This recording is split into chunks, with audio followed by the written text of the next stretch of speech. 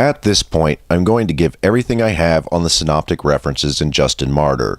For the most part, things went exceptionally well. However, I did manage to find two new things, and every time I find something new, good things seem to happen. I began with dialogue with Trypho and extracted all the synoptic quotes. I began cross-referencing the quotes, and everything was lining up with Luke and Marcion. However, within about 30 chapters, I began to run into Matthew exclusive quotes. After another 50 chapters or so of complete Matthew quotes, I finally had to concede the point entirely. There is a strong likelihood that Justin Martyr has the book of Matthew.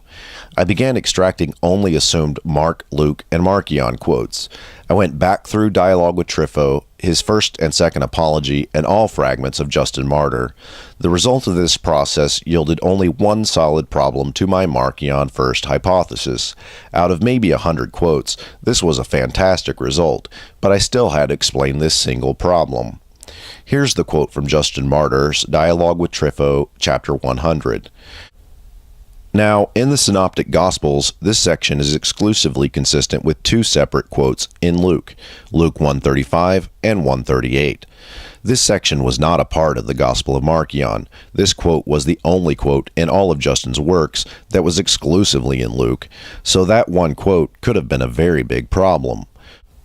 On something like this, there are three solutions. It could be a later addition, it could be from another work, or Justin Martyr has the Gospel of Luke. My first inclination is always to find out if Luke is verified in other ways. I needed to find something else that would either verify Luke or exclude Luke. First, I needed to find if this quote was consistent with anything else besides Luke. I was aware of the Gospel of James. The Gospel of James is an infancy gospel, and in going through this gospel, the quote is identical. In other words, the Gospel of Luke account and the Gospel of James account are the same. Still, I didn't have James' priority over Luke, and so I had to research that. I found my answer, however, in Justin Martyr's dialogue with Trypho, chapter 78. See, according to the Gospel of James, Jesus was born in a cave. Luke does not say where Jesus was born, though he alludes to the no room at the inn manger story. Oddly, Luke is the only one that even suggests this story. Not even Matthew mentions that story. So this would be one point where we have a clear distinction between all three of the infancy accounts. But according to Justin Martyr's dialogue, Jesus was born in a cave. And in going over the rest of Justin's infancy mentions, there is absolutely nothing else consistent with Luke's infancy account. Everything else is consistent with either the book of Matthew or the Gospel of James account.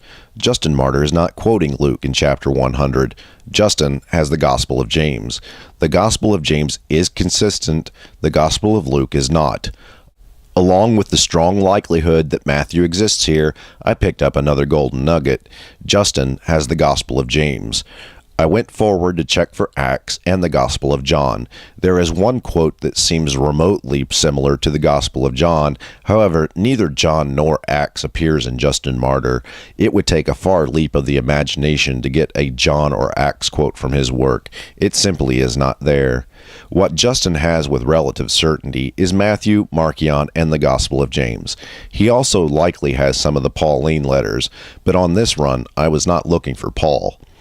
What Justin does not have is Luke, Acts, or John. He may or may not have Mark, but Mark should have been available by this time. Mark is simply too much like the other synoptic gospels that Mark quotes end up being difficult to find. So on this run, we found some more gems. Justin's account of the birth of Jesus comes from the Gospel of James and is inconsistent with Luke's account. One other fascinating thing that was found here is that Matthew's infancy account appears to be also consistent with the Gospel of James. James may have priority over Matthew as well. So right now, this is where the synoptic Gospels line up. We have no certainty on Matthew or Mark dating. However, Luke is consistent with 169 to 183 and the era of Theophilus of Antioch. The Gospel of James probably had priority over Matthew and definitely has priority over Luke. This is a very big deal, and it should make things much simpler to track. However, the sources before Justin Martyr are simply not strong. I'll have to take into account multiple approaches to try and find more specific solutions.